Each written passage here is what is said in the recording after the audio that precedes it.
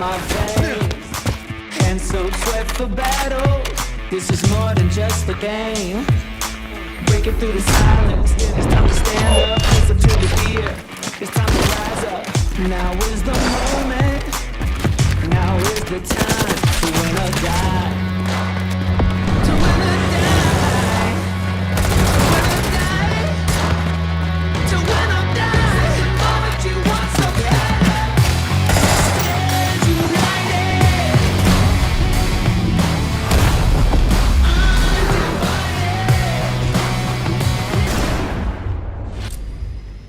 Hi everyone, welcome to section 6, talking about study opponents today.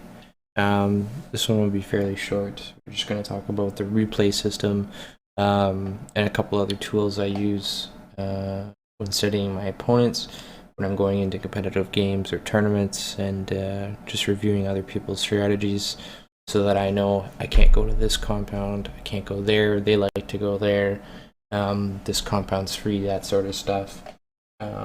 So the main thing would be if you're playing in a competitive scene, just go into your replays, watch, see where they go, if they're splitting, if they're dividing their group among different compounds and holding and waiting for circle positioning. Like, it shows you, it'll only show you your area. So what I do in combination, this website here, I'll throw it in the link with the video here, PUBG.sh. You just go here, type in your name or someone else's name if you're trying to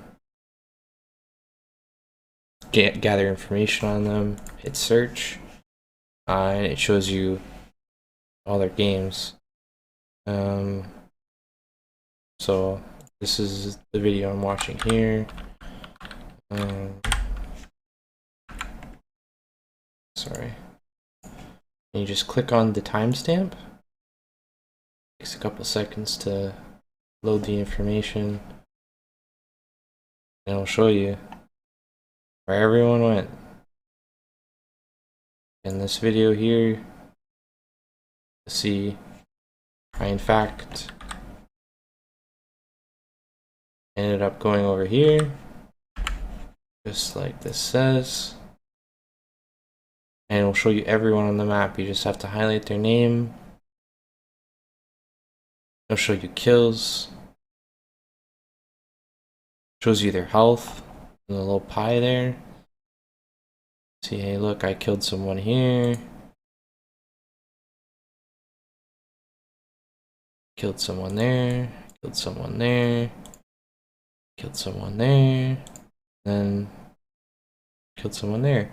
Now this is good. I'll show you their kills.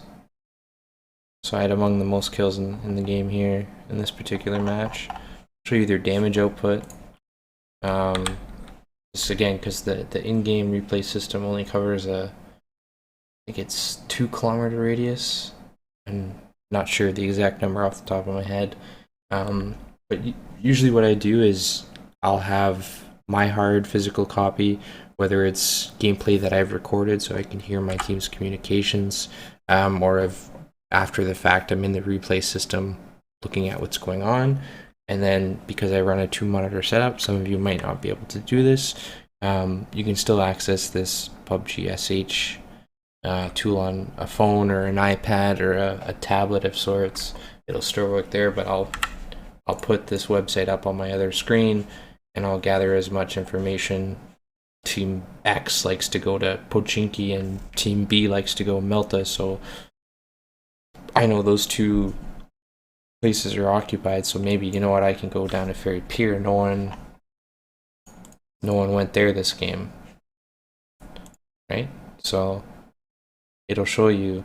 And again, strategies change over time, so if you want to compete excuse me, at the competitive level, you've got to constantly be doing your research, making sure, you know, this is the most up-to-date information. That's pretty much it for studying your opponents. you can learn a lot from these two tools, because this game heavily relies on positioning. So if you know no one's there, you have a better feeling that you can go there. But again, you still got to, things can change, someone else can go there. You've got to have the game awareness to scout and do your drive-bys or try and bait them to come out and show themselves, so that you know, hey, I can't go there. Or if you're as a group of 4 and there's just only one guy there, you can crash that compound and take that fight and take control of that compound for your team, so you can progress. That's pretty much it. Next section 7, we're going to talk about the early game. We'll talk about risk and loot, then we'll move on to the mid, and then we'll move on to the late game, and how to handle all those different situations. So thank you. Hi everyone, welcome to section 7. We're going to talk about early game today. This one will be short, fairly quick. Not too much to go over for the early game. It's pretty much you're covering the first, maybe second circle. But yeah, we'll start it up. Again, I'm playing solo here.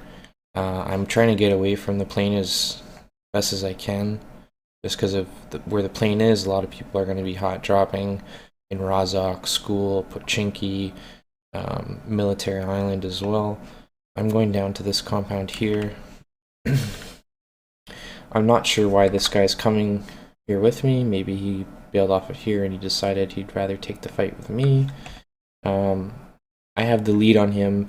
So the first thing I want to do when I get in, I end up going in this house first, is grabbing a gun and trying to defend my territory so he doesn't decide to stick around.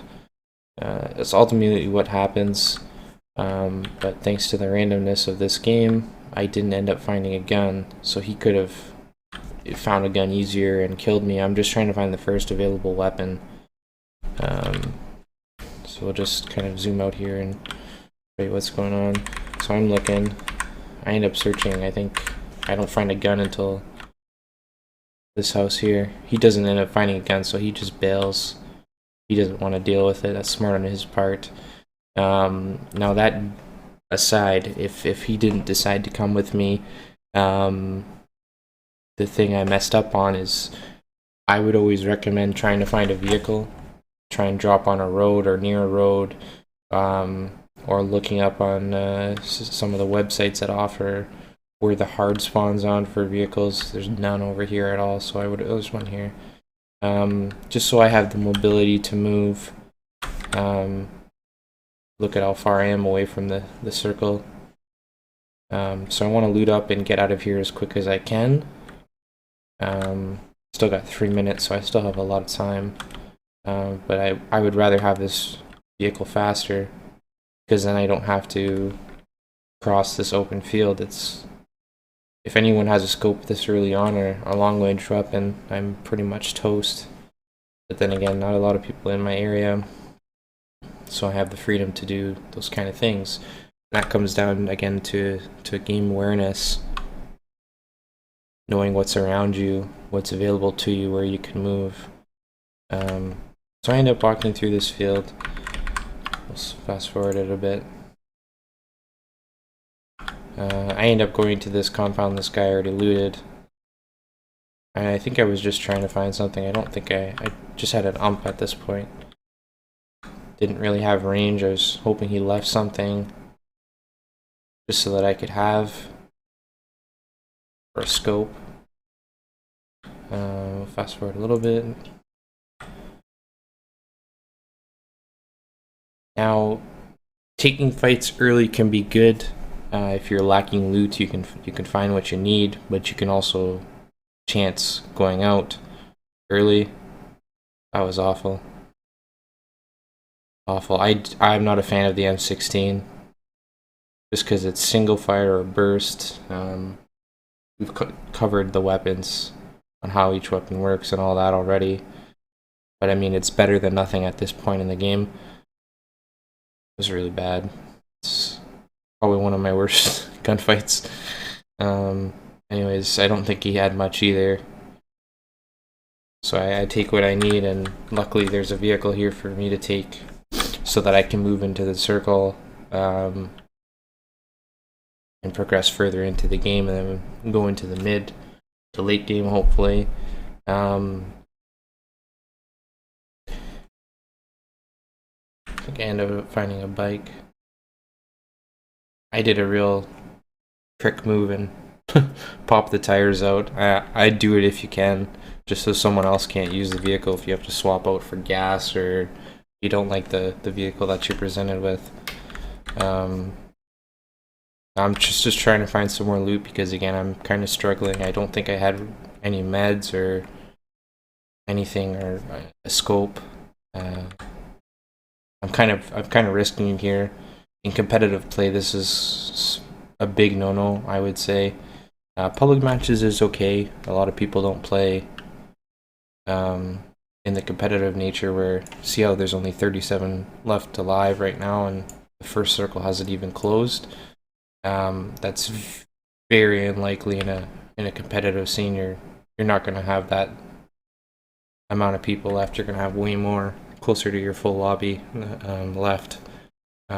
So I took a chance here. I looted inside of the blue zone. It's green for me because I have the colorblind mode on.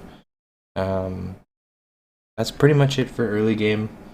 Just make sure you're, if someone drops with you, try and get a gun right away, so you can hold. If no one's with you, or if you have a clear shot to grab the vehicle right away, bring it to your compound, loot up, then you can move that much easier. You don't have to worry about running through fields or running into someone or someone running you over. God forbid that happens. It's pretty disheartening when it does. Yeah, that's pretty much it for this. We'll move into the mid game here in the next video and talk about how we should handle that poor driving. I do not like the trike. So we'll move on to mid game in the next video, and then we'll progress that, and we'll talk about the late game, how to handle those kind of circles, and what strategies really work for that. Hi everyone, welcome to Risk vs Loot. It's a fairly simple video. The idea of hot dropping versus landing safe. So you can see here, I'm going to pause it, you can see the plane path.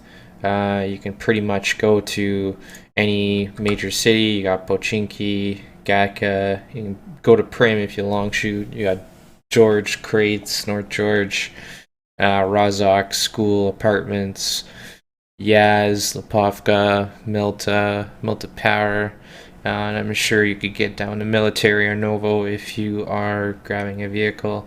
Now my idea here, if you're trying to grind for competitive play or get in the mindset that, let's drop safe and just so we can get to good looting areas, I would be avoiding all these major areas I said, because you're going to find a lot of people. Like, let's pause it here. You can see, let's go back a little bit actually. You can see how many people are going to these spots.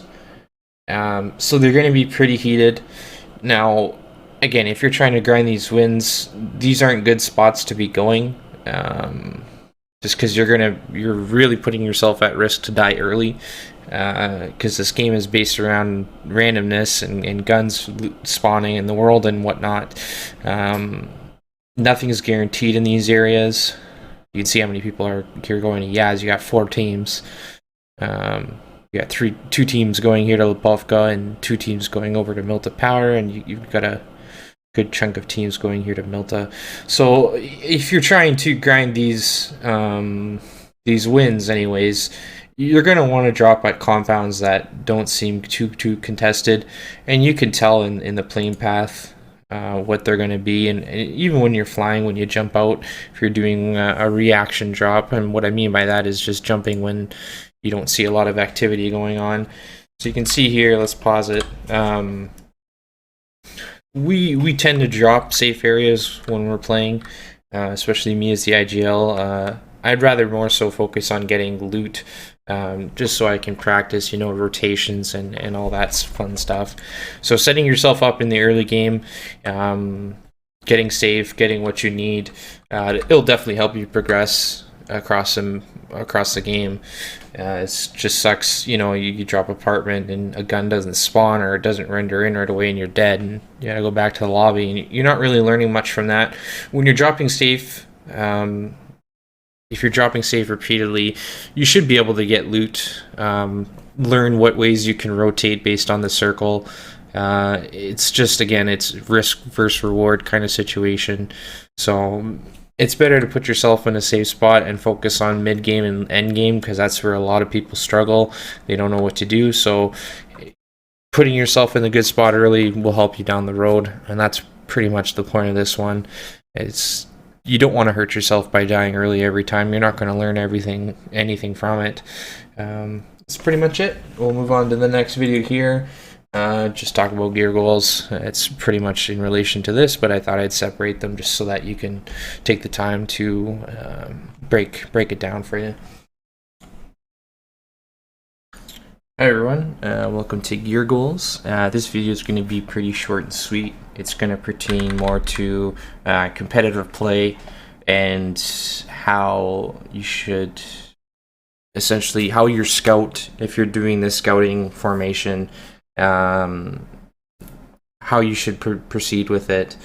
Now this time we're in the circle to start. We're in the starting circle, but still we want to get a better positioning, because right now as it stands, the circle's huge and it can go anywhere. So I'm focused in on the scout right now.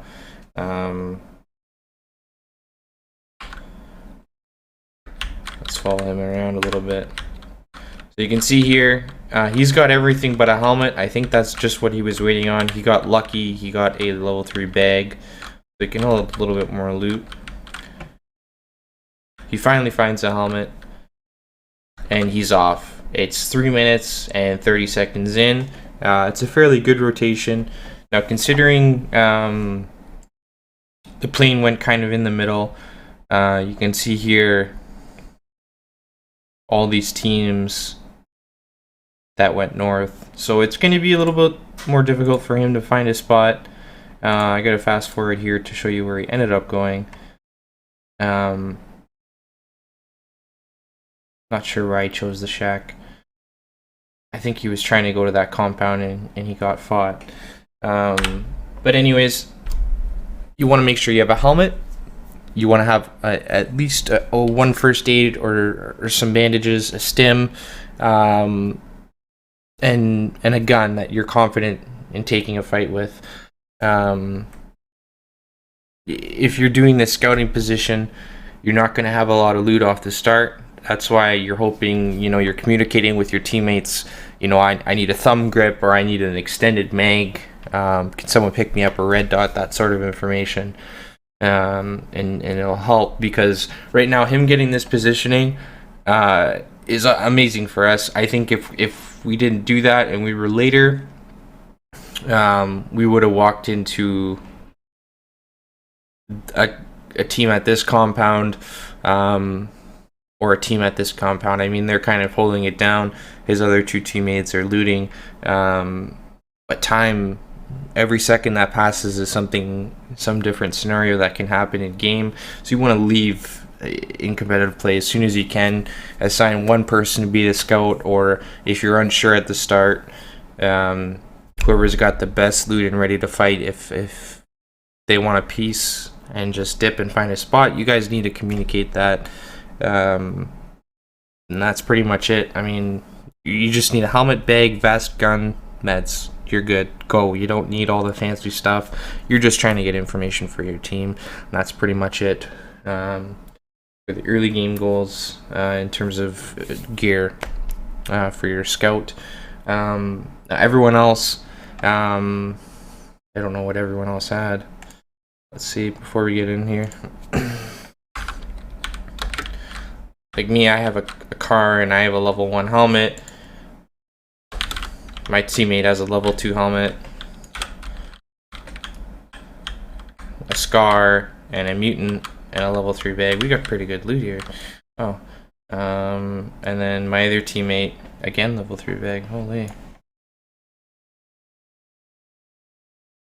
He has a Scar as well. I think he just had the Scar, yeah.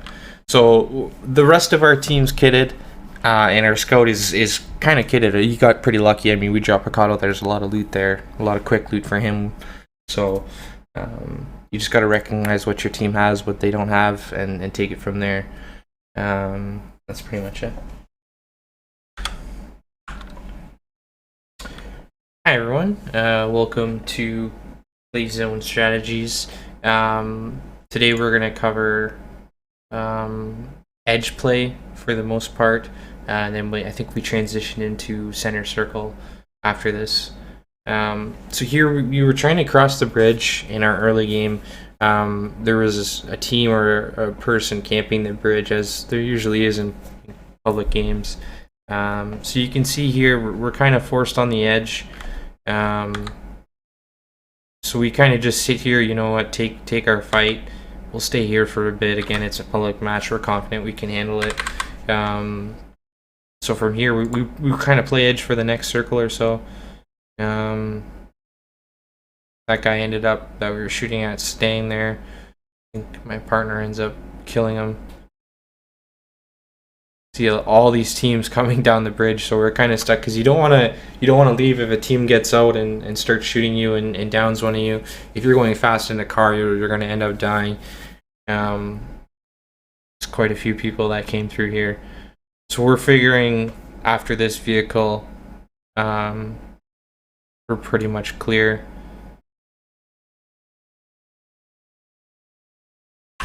See, I knock a guy, and I push up. My teammate kills him. Now, how much time is left? Circle's closing right now. So CX coming in. So we're playing edge. We played edge for a circle because we have no information because we got stuck on the bridge for so long. There's only 25 people for this big of a circle, yes, but that's because we just killed probably 6 or 8 people. Again, we have no idea, we have no information. So here we have to take a risk, either go center circle, which nothing really looks nice here. I think we end up, I forget where we end up. We'll have to forward a little bit and see. Reading blue damage, we were deciding if we were going to play center or not. So we waited for this circle to pop. So edge play isn't viable for us at this point right now. We have to kind of get closer. And this whole pathing we're taking, we're risking getting shot at and exposing ourselves. So my partner, he was in game leading this game, decides, you know what, there's a nice little hole here. No one should be playing it. It's a public match. Not too many public players will know about it. But there is right beside us, kind of close. We decided to crash here and solidify center circle. Now having vehicles, I can't stress it enough, in competitive play is important. I ran out of gas, so my partner had to come back and pick me up and drive me to another vehicle just so we can have that mobile cover again. You can see us getting up in the car. So again, you have your edge play, which you can see these people are doing right now. These two guys we would refer to as gatekeepers. He just got killed. He's preventing another team from getting safe in the circle. That's your gatekeeper. And then we have us in center circle right now, along with 2 other teams close by. They would be considered off center. Edge, I would say that's edge as well. Excuse me. And then we have people playing edge trying to get in. So basically edge, center, off center are your play zone strategies for the most part. Unless you're you're playing squads and 3 of your teammates are dead and you're the last player alive. Yeah, you would most likely be playing edge with being a snake in the grass. Hiding and making sure You're sneaking your way like a snake to higher positioning for your team, so you get those placement points if it's a tournament. That's pretty much it for the mid game. Next, we're going to go into the late game. There's quite a bit of content here for the late game, just because of how small it is and how many players could be alive in those final couple circles. So we'll go through that in the next section. Almost there. Hope you're enjoying it so far. Hi everyone, welcome to the last section here. We're going to talk about the end game. I started a little bit earlier than what I would classify as the end game. We just made a mistake here, so I'm going to filter that into the end of this section. We ended up placing second, but because of this mistake we made, it costed us possibly the victory. So we have position here. You can see the circle. We're up here by shelter. We've seen a guy go into this compound with his Jeep. So we're kind of just holding the area, waiting. Now the mistake we made, we've seen an airdrop a few seconds ago land in this compound. Now because of our view on the compound, we can't really see or get any information if there's anyone there. And then you see the circle starts to shift there. This is still in play. But we got to cross this whole open field, so we tried to avoid that. But if we would have followed what I talked about earlier videos about having a vehicle present with us at all times, I think we could have easily taken the compound and continued onward. But for now, we're just controlling this hill. There's a lot of good dips and divots here that can protect us from pretty much any angle. You can see here I'm laying down in this little dip to heal. For the most part, no one's going to be able to see us if we're laying down in here. If you're constantly in that dip, it's hard to obtain information. But again, if you need to heal or back off, you've got that whole area here where it's great to do that. So I'm going to skip ahead a couple seconds here, see what we do next. So circle's closing, we're out, we lost our spot here, so we're just trying to check our back. We knew the one guy was down there, but we didn't, again, have too much information on our south side just because of where we were. So we kind of push up. We're trying to clear our angles here. You can see I repeatedly jump just to kind of get that little angle. It just sucks if someone's there. I usually can't shoot. Well, you can't shoot while you're jumping accurately anyways. You can hit fire, but you can see we're taking this engagement here. I'm going to smoke out my partner. I don't know where the other guy is. I just know he's down the hill. See how I'm constantly peeking, not hard peeking. I'm just trying to bait the shot to kind of find out where he is. I see where he is, and then I kill him. Now my smoke blooms for my partner. I res him. We're good to go.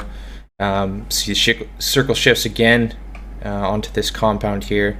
So again, if we would have taken this compound earlier with the airdrop, I think we would have been good to hold the circle. It's just it's kind of hard to tell in that situation what's going on. So let's skip forward here a little bit.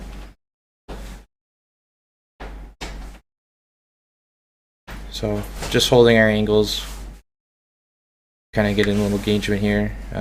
I get knocked. My partner is able to res me at this point. The person I knocked ends up dying, bleeding out. His partner can't safely res. I'm not sure why this team here, these two guys are pro players, so I'm not sure why they're not pushing the solo here. It's probably because of the bad angle, but these guys get paid a lot of money to play, so not sure. I get knocked again. I get rezzed. Skip forward here. Circle's closing. We don't have a lot of cover again. We forfeited that compound early on.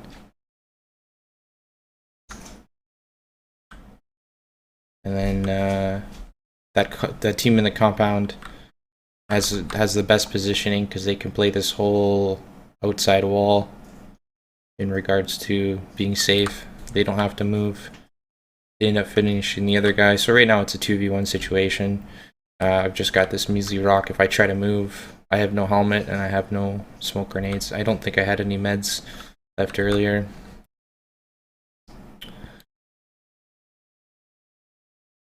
See here, it's kind of just a stalemate because they know I have to leave. They're safe. So really, I'm just trying to get a knock here so I can push forward and hope that while the teammates rezzing the down guy, I can push forward and hopefully win this game. So I know I'm gonna die. Just take the blue zone damage, and that's the end of that. So go back here. So way back at the start, where I started the video, you can see that we should have just taken that compound. It's a public match. But got a couple more videos left. We'll go into cover and... Hi everyone. Welcome to section 8. Talk about the mid game here. What I'm going to say is the mid game is the start of phase 2, which would be here till about phase 5 when there's about 30 people or so left. So we'll talk about what's going on in this one here.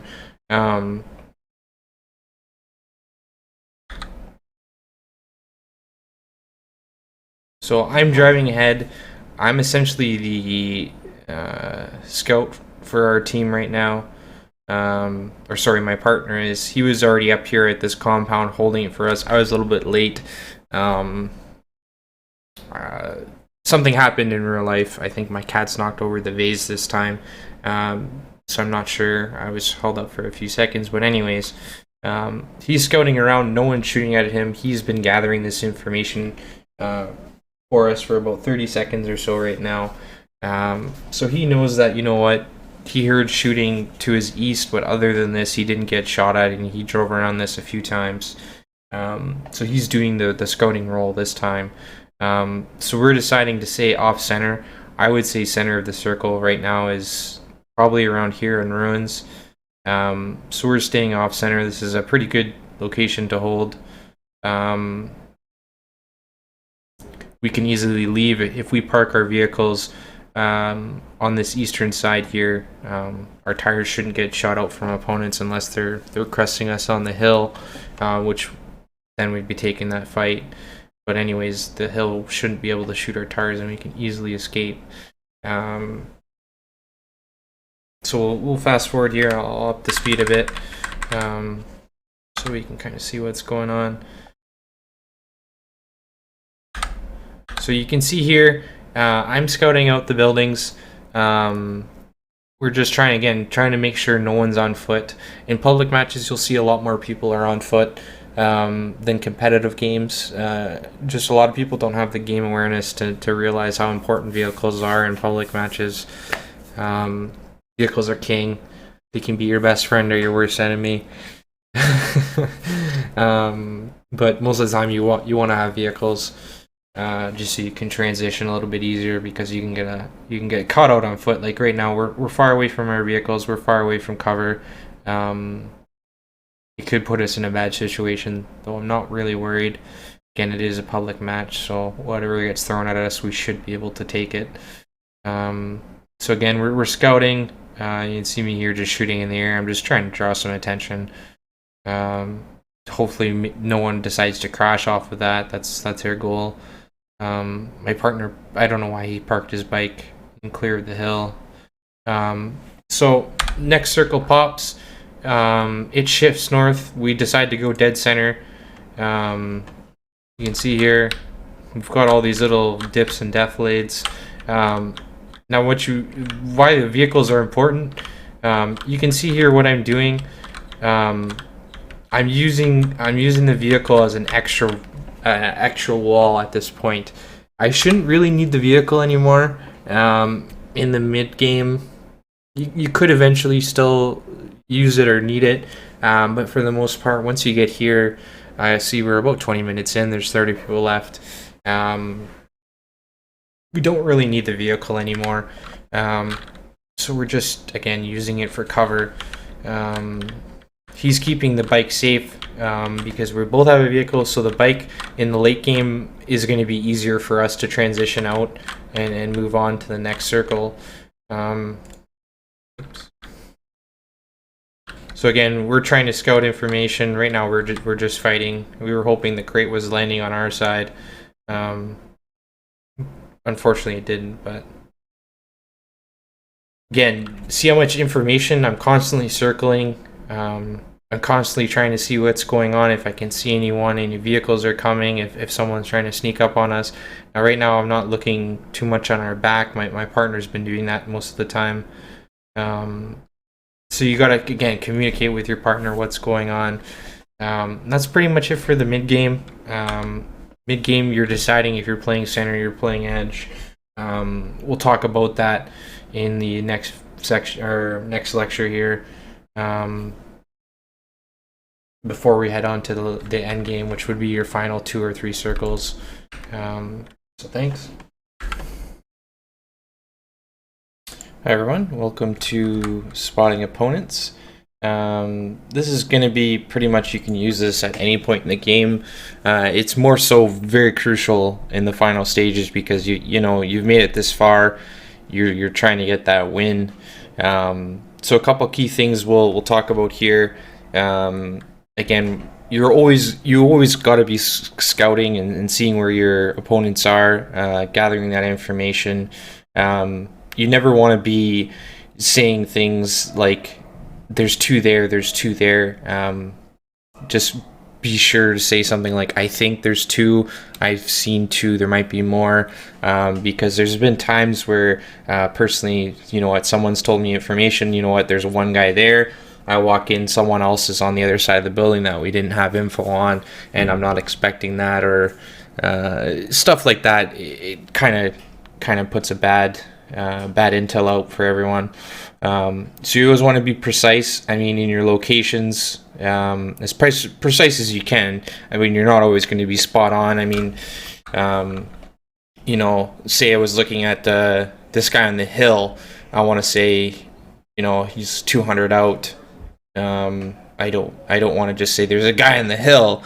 That's not it's not going to be helpful for anyone, because you know what, this whole place is a hill in this north section. So you want to be precise. You want to make sure you're gathering your intel, because you know there's 8 teams here in this example. In competitive play, there'll probably be a lot more. Just because competitive play, a lot of people play safe. They're not really, you know, trying to go out and frag out and get all the kills like you are in public match, because you're trying to get a win. Obviously, you're doing competitive play, so there's obviously some sort of incentive, whether it be a prize pool or placement into a final tournament, stuff like that. You precise as you can be. So here, I've probably called out to my teammate, there's 1 guy in the gas, and I've said the direction, like 100 or 150 or whatever it is at that point, so that my teammate knows he can start focusing, or he can be aware if he's looking some other direction, trying to hold intel for us. So yeah, that's pretty much it. I mean, again, you can apply this to every stage of the game, early, mid, late game. It's very important all the time. But again, I threw it in this section with the end game because it's super important here, because like I said, you're on the last stretch. It's time to get that chicken dinner. So next we're going to talk about getting good cover. Again, that can be applied, but we'll talk about that in the next video.